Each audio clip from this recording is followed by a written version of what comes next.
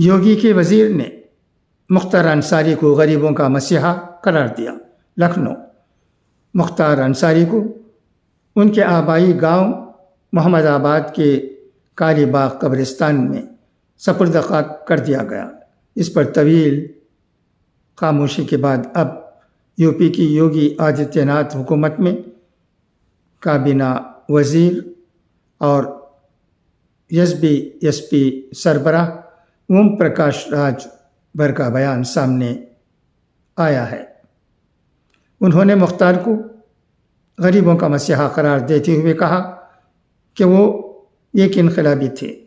انہوں نے کہا کہ میں نے ان کے بارے میں جو بھی بیان دیا ہے اس پر قائم ہوں۔ راج بھر نے ایک میڈیا چینل پر گفتگو کرتے ہوئے کہا کہ ایک افسوسناک واقعہ ہے اور خدا کے سامنے کسی کی نہیں چلتی۔